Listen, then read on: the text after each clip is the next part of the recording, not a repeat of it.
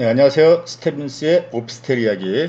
이번 거는 지난번 제가 강의했던 보증보험 의무가입 관련해서 지난번에 이제 전세를 설명을 안 드린 것 같아서 전세가 좀 자세히 설명이 안 됐어요. 월세 위주로 하다 보니까 그걸 보시고 전화 오신 분들이 전세에 대해서 많이 문의를 하셔서 이번엔 짧게 전세의 경우 어떻게 되는지 한번 확인해 보겠습니다. 그 보증보험 가입 거절 사유가 크게 여러 가지가 있는데 그 중에서 주택 가격과 관련해서 이렇게 두 가지가 있어요.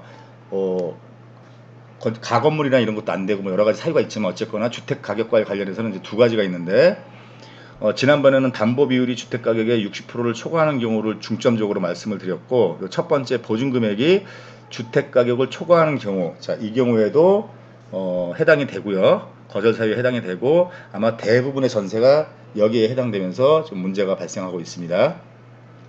뭐 주택 가격은 지난번에 말씀드렸지만 감정 평가 금액 또는 공시가, 오피스텔 같은 경우는 고시가, 여기다가 국토부 비율을 이제 곱하는 게 주택 가격인데요. 이 두 가지 케이스인데 이것이 이것보다 보증금이 더 크다 그러면은 보증보험 가입 거절이 됩니다. 지난번에도 이제 오피스텔 위주로 제가 오피스텔은 그 적용비를 120% 설명드렸는데 저한테 문의 주신 분이 그 빌라였었어요. 그래서 이제 그분은 공동주택에 들어가서 이 부분도 좀 설명을 해달라 해서 공동주택이나 단독주택은 이게 표에 있죠. 130%, 170%. 이분 같은 경우는 130%를 적용받는데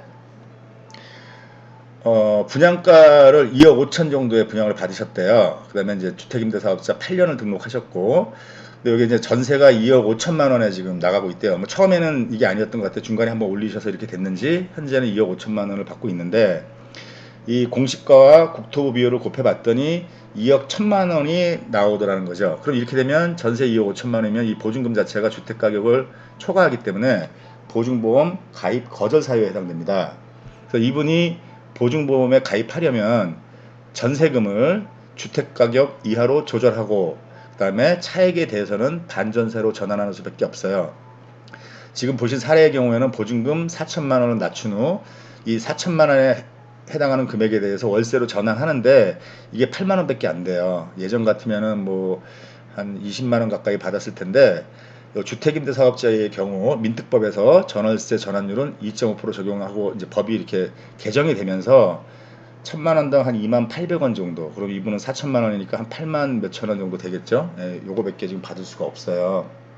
그래서 이런 분들이 지금 뭐 하나만 하셔도 이렇게 4천만 원을 지금 낮춰서 다시 돌려줘야 되는데 뭐 두 개 하신 분, 세 개 운영하신 분, 빌라 같은 경우는 여러 개 하신 분들이 많아서 참 그분들이 지금 상당히 지금 어려움을 겪고 있습니다.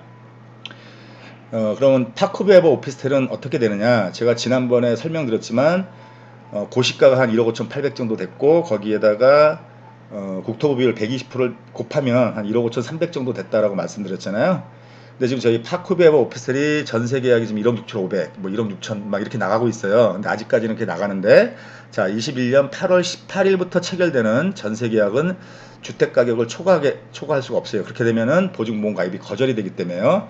그래서 보증금을 낮추어서 1억 5천3백까지 전세금을 설정하시고요. 만약에 더 받아야 되는 게 1억 6천7백 정도 빠지니까 이거를 뭐 반전세로 전환해서 받든지 뭐 초기에 계약하신 분들은 1억 4천 정도에 나가신 분들이 있는데 이분들은 뭐 5%로 적용받기 때문에 뭐 다시 하도 1억 4천 7백이니까 문제는 없는데 1억 5천에 내신 분들 같은 경우도 주의하셔야 됩니다. 5% 올린다고 해서 1억 5천 3백 넘어가게 되면은 이 주택 가격을 초과하기 때문에 보증보험 가입이 안 돼요.